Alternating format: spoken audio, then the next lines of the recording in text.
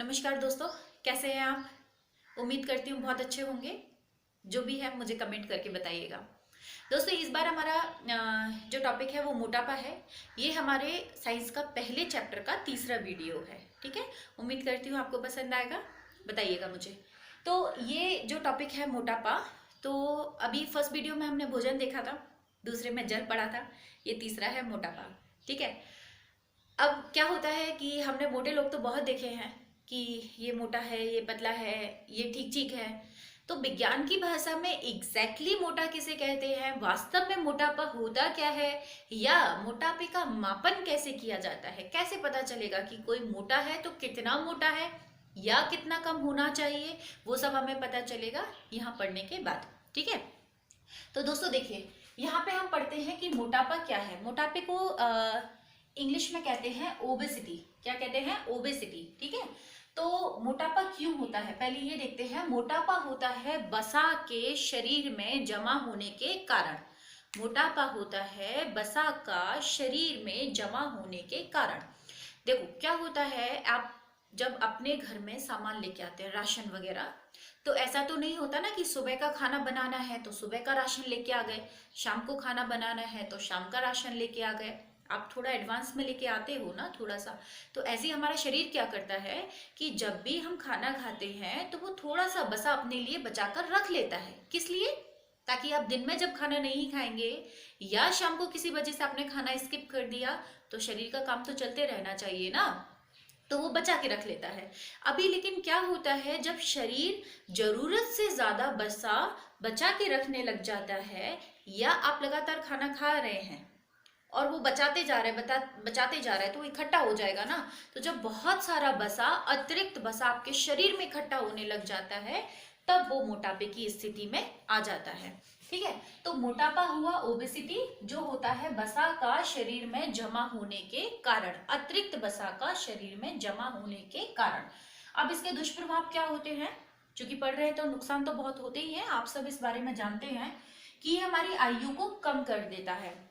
आयु को कैसे कम कर देता है? क्योंकि कई प्रकार की बीमारियां हमें लग जाती हैं। जब ये कई प्रकार की बीमारियां शरीर को लग जाएंगी तो वास्तव में आपकी आयु कम हो ही जाएगी ना। तो बीमारियां कौन कौन सी है वो हम देखते हैं। पहली बीमारी है हृदय रोग, यानी कि हमारा जो हृदय है, जो हमारे रक्त को पंप करता है, यानी कि शरीर में इधर उधर भेजने का कार्य करता है। तो वहां पे जब वसा इकट्ठा हो जाता है तो जो रक्त वाहिनियां होती हैं, जिसमें से रक्त जा रहा होता है, रक्त की नलिकाएं होती हैं, उसके अंदर जब वसा इकट्ठा हो जाएगा तो रक्त को जाने में तकलीफ होती है। उसके वजह से हृदय के कई सारे रोग हो जाते हैं। मधुमेह, मधुमेह को हम डायबिटीज भी कहते हैं। डायबिटीज। तो हम मधुमेह रोग को क्या कहते हैं? डायबिटीज। डायबिटीज तो सुना होगा। तो डायबिटीज का एक कारण तो है अधिक शक्कर लेना। तो शक्कर लेना मतलब यानी कि जो मीठा लोग नहीं खाते हैं ना, तो जिनको डायबिटीज हो जाती है वो लोग मीठा नहीं खाते हैं। तो डायबिटीज होता किस वजह से है? डायबिटीज मोटापे के वजह से होता है। अगला है निद्राकालीन श्वास। ये निद्राकालीन श्वास क्या होता है दोस्तों? जब लोग मोटे हो जाते हैं और वो रात को सोते हैं तो बहुत जोर से खर्राटों की आवाज आने लग जाती है। तो जोर से खर्राटों की आवाज आना, अचानक सोते सोते उन्हें ऐसा लगता है कि जैसे सांस नहीं आ रही है, वो उठ के बैठ जाते हैं, फिर सांस लेते हैं, या थोड़ा सा ऊंचा होके तकिया वकिया लगा के सोते हैं तो सांस लेने में दिक्कत, क्योंकि आपके श्वसन नली के आसपास वसा इकट्ठा हो गया। वो श्वसन नली को दबा देता है और सांस लेने में तकलीफ होने लग जाती है। ठीक है। कैंसर, कैंसर भी वही है। कैंसर होता है कोशिकाओं का इकट्ठा होके गांठ बना लेना। तो अगर अतिरिक्त वसा होगा तो कैंसर जैसी बीमारियां भी हो सकती हैं। अगला है अस्थि संध्यार्थी। अस्थि संध्यार्थी का क्या मतलब होता है दोस्तों? हड्डियां होती हैं, हड्डियों में जॉइंट्स होते हैं। जॉइंट्स यानी जहां दो हड्डियां जुड़ती हैं। तो जब दो हड्डियां जुड़ती हैं और उनके जॉइंट्स पे, जुड़ाव वाले स्थान पर, संधि स्थल पर जब वसा इकट्ठा हो जाता है तो वो इन हड्डियों को मुड़ने में परेशानी करता है। भाई कोई चीज है, मुड़ रही है, अगर वहां पे आप कुछ रख दोगे तो उसको मुड़ने में परेशानी होगी ना। तो वो हड्डियों के जॉइंट्स पे यानी संधि स्थल पर जब वसा इकट्ठा हो जाता है तो वो उसको मुड़ने में परेशानी करने लग जाता है। तो उसके वजह से क्या होता है? अस्थि संध्यार्थी। यानी कि मोटापे से हमें क्या क्या नुकसान है? हृदय का रोग हो सकता है, डायबिटीज हो सकती है, निद्राकालीन श्वास समस्या होने लग जाती हैं, कैंसर की भी संभावना होती है और अस्थि संध्यार्थी रोग हो जाते हैं। इसके कारण क्या होते हैं? कारण में दोस्तों आप ये 4 नोट कर लेना। आपको याद कैसे रखना है कि इससे 4 या 5 प्रकार की बीमारियां होती हैं और 4 या 5 इसके कारण होते हैं कि ये क्यों होता है। ठीक है, इसका कारण है सबसे पहले तो ऊर्जा जितनी आपने ली, जैसे आपको कुछ अमाउंट है जो आपको ऊर्जा आपके शरीर को जरूरत है, जितनी ऊर्जा आपके शरीर को आवश्यक है आपने उस ऊर्जा से भी ज्यादा आपने खा लिया, तो जितना आपको चाहिए वो तो खर्च हो जाएगा, लेकिन जो नहीं चाहिए वो तो इकट्ठा हो ही जाएगा ना भाई। आपने जैसे आपको एक दिन में 2 रोटी की जरूरत है, क्योंकि आपका शरीर उतना ही खर्च कर सकता है, आपका काम ही ऐसा है। तो और आप लगातार खाए जा रहे हो, तो जो अतिरिक्त है वो खर्च तो होगा नहीं, तो वो कहाँ इकट्ठा होगा? शरीर में इकट्ठा होगा। तो आपने जितना सेवन किया है और जितना खर्च किया है उसमें अगर डिफरेंस है, जितना चाहिए उतना ही खाइए। अगर अतिरिक्त खाएंगे तो बसा बन के वो शरीर में इकट्ठा हो जाएगा। अगला है कृत्रिम भोजन। कृत्रिम भोजन में वही एक्चुअली कृत्रिम भोजन जो होता है उसमें ऊर्जा की मात्रा बहुत ज्यादा होती है, वसा की मात्रा बहुत ज्यादा होती है।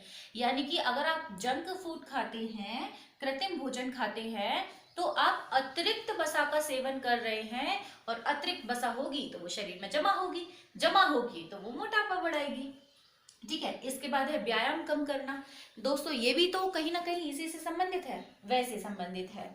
वैसे कैसे संबंधित है कि आपने खाया, जितना खर्च नेचुरली यानी अपने आप से हो रहा है वो तो ठीक है, लेकिन जो खर्च नहीं हो पा रहा है उसको आपको एक्सरसाइज करके, व्यायाम करके खर्च करना पड़ेगा। अगर आप नहीं करेंगे तो जो आपने इकट्ठा किया था वो खर्च नहीं हो पाएगा ना। तो व्यायाम करने से क्या होता है, जो अतिरिक्त बसा होती है वो खर्च हो जाती है, और खर्च होने के वजह से क्या होता है, आपका शरीर वापस से नॉर्मल हो जाता है। स्थिर जीवन यापन। स्थिर जीवन यापन का मतलब ये होता है कि जैसे आपका जो जॉब है यानी कि आपकी जो नौकरी है वो स्थिर है। जैसे आप गए, आपने ऑफिस में जाके बैठ के काम किया, घर आ गए, घर पे आके सो गए। तो जब आपका जीवन यापन स्थिर हो जाता है, जिसमें आपको बहुत ज्यादा मेहनत वाला, शारीरिक मेहनत वाला कार्य नहीं करना होता है, तो भी मोटापा बढ़ता है। ठीक है, तो ये बहुत आसान है। ऊर्जा का सेवन, व्यय में अंतर, कृत्रिम भोजन का करना, कम व्यायाम करना और स्थिर जीवन यापन करना। ठीक है, अब ये चीज जो है वो हमारे लिए नया है, ये तो बहुत बार पढ़ा है, सुना है, समझा है। शरीर भार सूचकांक क्या होता है? ये एक ऐसा मापन है जिससे हमें एग्जैक्टली पता चलता है कि कोई मोटा है या नहीं है। ठीक है, तो ये एक तरीके का एक नंबर है जिससे हम पता लगा सकते हैं कि ये मोटा है या नहीं है, कोई भी बंदा मोटा है या नहीं है। देखिए बहुत आसान है, आप अपना वजन लीजिए यानी कि भार लीजिए। पहले आप इसका सूत्र उतार लेंगे, नोटबुक लेके बैठे हैं ना, उसमें लिख लीजिए शरीर भार सूचकांक बराबर मानव भार किलोग्राम में और आपकी लंबाई मीटर में। आप अपनी लंबाई का स्क्वायर करके इसमें भाग लगा दीजिए। ठीक है, यहाँ से लिख लीजिए। तो ये मैं करके बताती हूँ आपको। सॉरी, देखिए जैसे कि कोई एक इंसान है, उस इंसान की जो लंबाई है वो है 5 फुट 4 इंच। 5 फुट 4 इंच उसकी लंबाई है और उसका वजन है 75 किलो। उसका वजन है 75 किलो। तो हम क्या करेंगे, आपने वजन लेना है मानव भार किलोग्राम में, आपने किलोग्राम में अपना वजन ले लिया। आप अपना भी निकाल सकते हैं खुद का। आप अपनी लंबाई लीजिए मीटर में, तो ये तो मैंने लिया था फीट में, अगर मैं इसे मीटर में कन्वर्ट करूंगी तो लगभग ये आएगा 1.65 मीटर। ठीक है, तो मैंने क्या करना है, 1.65 का स्क्वायर करके इसमें भाग लगा देना है। जब मैं इसका भाग लगाऊंगी तो लगभग इसका आंसर आता है 27। करके देख लीजिए, थोड़ा ऊपर नीचे हो सकता है, लगभग इसका आंसर आएगा 27। यानी अगर आपको अपना भी निकालना है ना, तो आप अपना वजन लिखिए यहाँ पे किलोग्राम में, यहाँ पे लंबाई लिखिए मीटर में, और मीटर का स्क्वायर कर दीजिए, भाग लगाइए, जो आएगा वो आपका शरीर भार सूचकांक, इंग्लिश में से कहते हैं बॉडी मास इंडेक्स। ठीक है, बॉडी मास इंडेक्स आ जाएगा। अब ये 27 आ गया। अब इस 27 से ये कैसे पता चलेगा कि क्या है ये, मतलब मोटा है या नहीं है, तो वो उसके लिए हम यहाँ पे वापस आते हैं। ये जो 18 है, अगर हमारा 18 से कम होता है तो हम बहुत कमजोर है, हमें बहुत ज्यादा मतलब जितना ऊर्जा रोज चाहिए उतना ऊर्जा नहीं मिल रहा है शरीर को, तो 18 से जब कम आता है तो इसका मतलब हम बहुत ज्यादा कमजोर है। ठीक है, यानी कि यहाँ पे बहुत कमजोर है। 30 से ज्यादा होने का मतलब है अति मोटापा। ठीक है, 30 से ज्यादा जब होता है तो क्या होता है, अति मोटापा। यानी कि अगर ये स्थिति आ गई कि आपका ये जो आंसर आया है वो 30 से ज्यादा आया है, तो इसका मतलब है आप बहुत ज्यादा मोटे हैं और आपको तुरंत इस पे काम करना चाहिए। तुरंत या तो डॉक्टर को दिखाइए या एक्सरसाइज वगैरह करके अपना वजन कम कीजिए, क्योंकि लंबाई तो आप कम नहीं कर सकते ना, वजन ही कम कर सकते हैं। 25 से 30 का मतलब है कि मोटापा तो है लेकिन इतना नहीं है जिसके लिए आप थोड़ा परेशान हो रहे हैं। थोड़ा सा खाना कम कर दीजिए, थोड़ा सा वजन कम कर दीजिए, आपका मोटापा नियंत्रित किया जा सकता है। ठीक है, ये स्थिति में मोटापा नियंत्रित कर किया जा सकता है। ये एक घंटी है जो कि आपको दर्शा रही है कि प्लीज इससे ऊपर मत जाइए वरना दिक्कत हो जाएगी। ये वाला जो होता है वो सामान्य होता है, यानी कि सबसे सही बंदा जो माना जाएगा कि हाँ ये परफेक्ट है, वो होता है 18 से 25 इंडेक्स के बाद। तो 18 से 25 के बीच में है तो वो सामान्य होगा, 25 से 30 है तो मोटा होगा, लेकिन 30 से अधिक होगा तो अति मोटापा होगा और उसे इनमें से कोई भी बीमारी बहुत आसानी से लग जाएगी। तो ये था हमारा मोटापा टॉपिक। अब दोस्तों यहाँ पे मैं एक छोटी सी चीज और करना चाह रही हूँ कि जो पिछले टॉपिक हमने पढ़े थे उन टॉपिक से मैं आपको 2 प्रश्न दूंगी जिनके आंसर आपको मुझे कमेंट बॉक्स में लिख के देने हैं। इससे हमारा पुराना रिवीजन होता रहेगा। तो हमारे पहला क्वेश्चन है कि शुद्ध जल का पीएच कितना होता है। हमें पहला क्वेश्चन है, फिर से रिपीट कर रही हूँ, शुद्ध जल का पीएच कितना होता है या कितना होना चाहिए। ठीक है, इसका आंसर आप लिखिएगा। दूसरा प्रश्न है, नारू रोग का जो कृमि होता है उसका वैज्ञानिक नाम क्या है। नारू रोग का जो कृमि होता है उसका वैज्ञानिक नाम क्या है। आप ये